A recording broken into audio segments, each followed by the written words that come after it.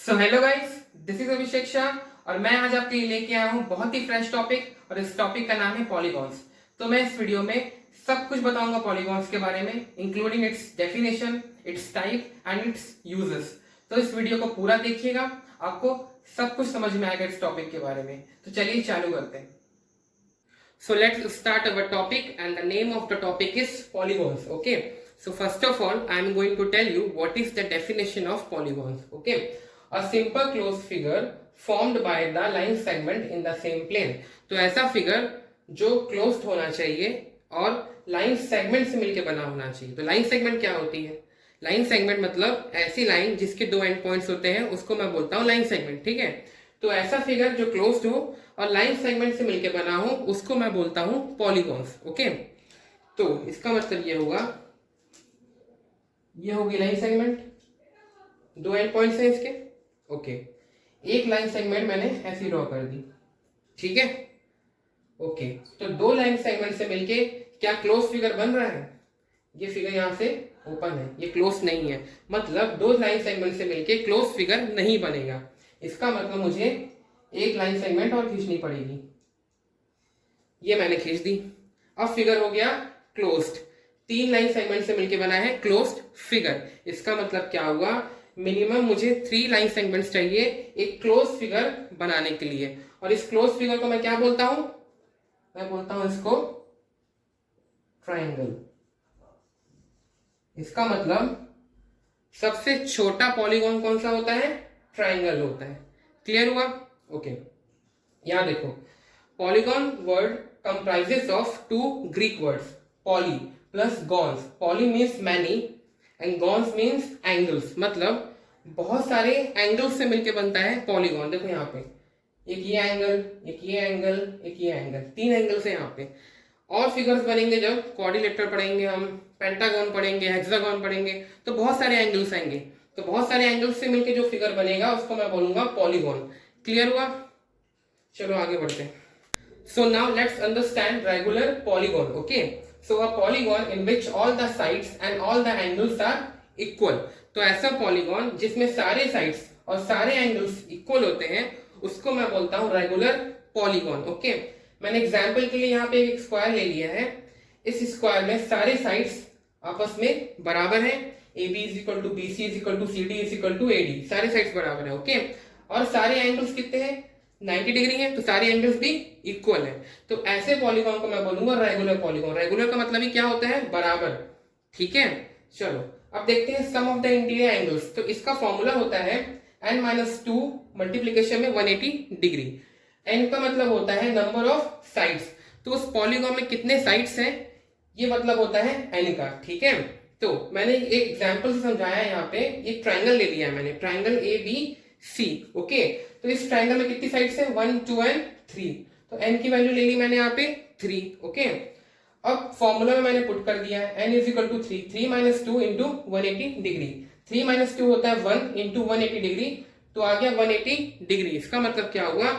Some of the interior angles of a triangle is equal to 180 degree. तो चाहे कोई भी पॉलीगॉन दिया हो, पेंटागन हो, हेक्सागन हो, जितने भी साइड वाला हो, हम इंटीरियर एंगल्स की वैल्यू निकाल लेंगे with the help of this formula. Okay. चलो आगे बढ़ते हैं। So now let's understand exterior angle. ठीक है। तो एक्सटीरियर एंगल का फॉर्मूला होता है अपना 360 degree by n। Okay. Where n is equal to number of sides. Number of sides किसकी? पॉलीगॉन की। ठीक है। अब इस चीज को हम समझेंगे एक एग्जाम्पल से। तो मैंने यहाँ पे एक फिगर लिया है, ये एक रेगुलर पॉलीगॉन है और क्या है इसका नाम? स्क्वायर है। ठीक है। ये अंदर वाले एंगल्स दिख रहे हैं ना, ये कौन से एंगल्स हैं? इंटीरियर एंगल्स हैं। और एंगल 1, एंगल 2, एंगल 3 और एंगल 4, ये चारों कौन से एंगल्स हैं? एक्सटीरियर एंगल्स है। ठीक है। क्योंकि ये बाहर है, ये अंदर है।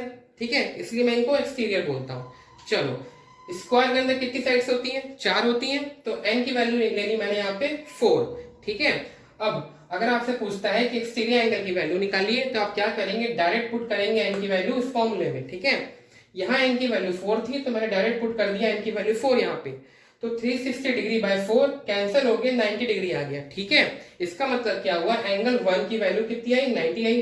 एंगल 2 की वैल्यू भी 90, एंगल 3 की वैल्यू भी 90, एंगल 4 की वैल्यू भी 90। क्यों सब बराबर है? क्योंकि एक रेगुलर पॉलीगॉन है। ठीक है। तो सारे एंगल इक्वल है। यही होती है डेफिनेशन रेगुलर पॉलीगॉन की, सारी साइड्स इक्वल होती है और सारे एंगल्स भी इक्वल होते हैं। ठीक है, समझ में आया? तो एक बात याद रखिएगा, एक्सटीरियर एंगल का मतलब क्या होता है, जब ये फॉर्मूला हम यूज करेंगे, हम एक पर्टिकुलर एंगल की वैल्यू निकालते हैं इस फॉर्मूले की हेल्प से। पर्टिकुलर एंगल की वैल्यू निकाल रहे हैं, एंगल 1 की निकाल रहे हैं, या एंगल 2 की, या एंगल 3 की, या एंगल 4 की। ठीक है, so look at this figure, I have shown a different types of polygons. Okay, तो मैंने थोड़ा फनी और थोड़ा कलरफुल वे में समझाने की कोशिश करी है डिफरेंट पॉलीगॉन्स को। ठीक है, तो चालू करते हैं इस वाले पॉलीगॉन से। तो यहाँ पे n इज इक्वल टू 3 लिखा है, n का मतलब यहाँ पे ये हो रहा है नंबर ऑफ साइड्स। ठीक है, तो जब नंबर ऑफ साइड्स 3 होगी तो उस फिगर को मैं बोलूंगा ट्राइंगल। ठीक है, यहाँ पे साइड्स कितनी है? 3, 1 2 3। ओके, अगला देखो, when n is equal to 4 then we call it a quadrilateral. मतलब जब n की वैल्यू 4 होगी तो उस फिगर को मैं बोलूंगा क्वाड्रिलेटरल। ठीक है, when n is equal to 5 तो उस फिगर को मैं बोलूंगा पेंटागॉन। पेंटा का मतलब ये होता है 5। ठीक है, अगला देखो, when n is equal to 6, जब n की वैल्यू 6 होगी मतलब नंबर ऑफ साइड्स कितने होंगे? 6 होंगे, तो उस फिगर को मैं बोलूंगा हेक्सागॉन। हेक्सा मतलब होता है 6। अगला देखो, when n is equal to 8, जब n की वैल्यू 8 होगी मतलब नंबर ऑफ साइड्स कितने होंगे? 8 होंगे, तो उस फिगर को मैं बोलूंगा ऑक्टागॉन। ऑक्टा का मतलब ही होता है 8। ठीक है, तो ये काफी यूजफुल और काफी इंपॉर्टेंट चीज थी। ठीक है, अगला देखते हैं हम। यहाँ पे मैंने कुछ लिखा है, i इज इक्वल टू 180, 360, 540। तो इसका क्या मतलब हो रहा है? i का मतलब यहाँ पे ये है सम ऑफ द इंटीरियर एंगल्स। अभी अभी हमने फॉर्मूला पढ़ा है सम ऑफ द इंटीरियर एंगल्स का। ठीक है, क्या होता है भाई? n-2 मल्टीप्लीकेशन में 180 डिग्री, ये पढ़ा था ना हमने। अब देखो निकालते हैं sum of the interior angles. Triangle के केस में n की वैल्यू 3 है, अभी अभी हमने किया था। तो 3 - 2 मल्टीप्लीकेशन 180 डिग्री, 3 - 2 होता है 1, 1 इंटू 180 क्या आ जाएगा? 180 आ जाएगा, जो निकला 180। ठीक है, क्वाड्रिलेटरल केस में n की वैल्यू है 4, तो 4 - 2 होता है 2, 2 इंटू 180 क्या आएगा? 360। पेंटागॉन केस में n की वैल्यू 5, तो 5 - 2 3, 3 इंटू 180 540। सिमिलरली हेक्सागॉन के केस में i की वैल्यू 720, ऑक्टागॉन के केस में i की वैल्यू 1080 डिग्री। तो ये काफी इंपॉर्टेंट चीज है। ठीक है, क्योंकि क्वेश्चंस आते हैं आपको ट्रायंगल के केस में। कैसे क्वेश्चंस आते हैं? 2 एंगल की वैल्यू दे देता है और पूछता है थर्ड एंगल की वैल्यू कैलकुलेट करो। तो कैसे करते हैं भाई? 2 एंगल को ऐड करते हैं एंड 180 से सब्सट्रैक्ट कर देते हैं, तो हमें थर्ड एंगल की वैल्यू मिल जाती है। सिमिलरली क्वाड्रिलेटरल में क्या होता है? 3 एंगल की वैल्यू गिवन होती है एंड फोर्थ एंगल की वैल्यू पूछता है। तो क्या करते हो? तीनों एंगल्स को ऐड करते हो एंड फोर्थ 360 से माइनस करते हो, तो फोर्थ एंगल की वैल्यू आप कैलकुलेट कर लेते हो। ठीक है, तो ऐसे क्वेश्चंस बहुत आते हैं आपके एग्जाम्स में और ये बहुत ही इंपॉर्टेंट टॉपिक है। तो इसको अच्छे से समझ लो और अच्छे से लिख लो, आपको काफी यूजफुल होने वाला है। ठीक है, तो अब हम पढ़ेंगे कॉन्वेक्स और कॉन्केव पॉलीगॉन्स के बारे में। बहुत छोटा सा कंसेप्ट है बट क्वेश्चंस आते हैं इससे। तो सबसे पहले देखते हैं हम कॉन्वेक्स पॉलीगॉन के बारे में। तो मैंने क्या किया, यहाँ पे एक क्वाड्रिलेटरल ड्रॉ किया है। ठीक है, उसके बीच में मैंने ड्रॉ किया है डायगोनल्स। तो डायगोनल्स क्या होता है भाई? ऑपोजिट वर्टेक्सेस को। ठीक है, उसके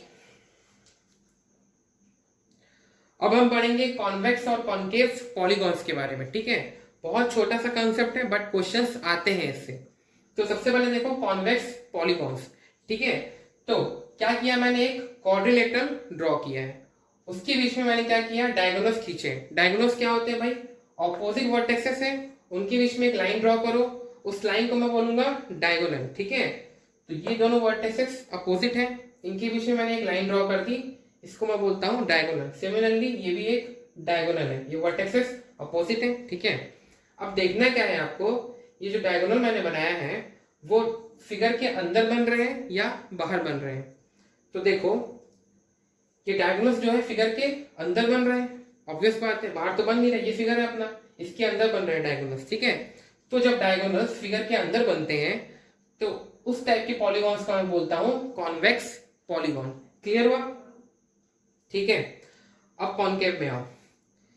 ये मैंने एक फिगर बनाया है, 4 साइड्स है इसमें, 1 2 3 4। ठीक है, अब मैं बोलता हूं डायगोनल खींचो। तो मैंने बोला ऑपोजिट वर्टेक्सेस से डायगोनल बनेगा, ये एक वर्टेक्स, ये एक वर्टेक्स, मैंने खींच दिया, ये एक डायगोनल बन गया। अब देखना ये है कि डायगोनल फिगर के अंदर है या बाहर है।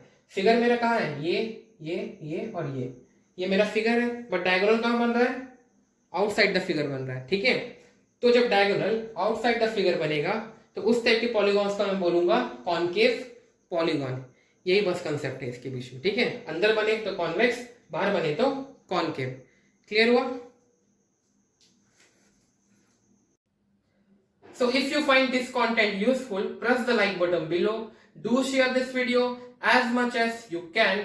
And if you haven't subscribed to my channel, press the red button below and also press the bell icon below. So whenever I'll upload a new video, you will get the notifications. So that's all for the day. Thank you so much. Have a nice day.